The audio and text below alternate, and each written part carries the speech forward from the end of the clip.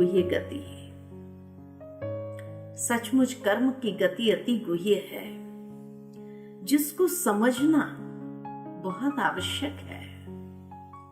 क्योंकि भारत के अंदर तो यही मान्यता है कि मनुष्य जैसा कर्म करेगा वैसी योनि को प्राप्त करेगा, और इसीलिए 84 लाख योनियां दिखाती है।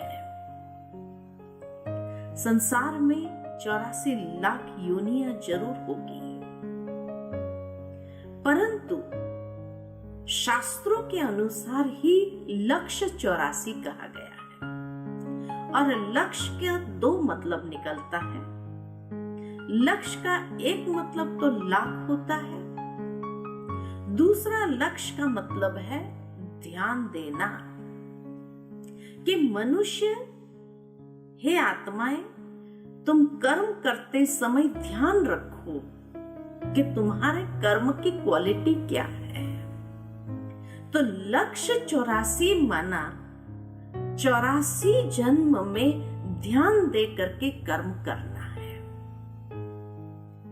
लेकिन अगर सिर्फ 84 कहे तो मनुष्य को हिसाब देना पड़े, जो हिसाब उसके पास है नहीं, और इसीलिए उन्होंने कह दिया 84 लाख, ताकि जैसा कर्म करोगे वैसी योनि प्राप्त होगी और उस योनि में जाकर के कर्म का फल भोगना पड़ेगा। तब मनुष्य को कह दिया कि देखो, तुमने अगर हिंसक कर्म किया तो हिंसक योनि प्राप्त करोगे। अब सोचने की बात तो ये है कि मान लो कि मनुष्य ने हिंसक कर्म किया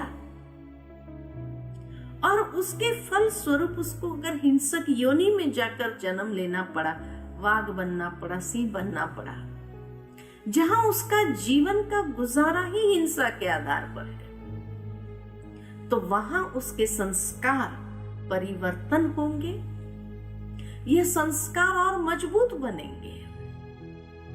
सोचने की बात है। तो कर्म का फल कैसे हुआ?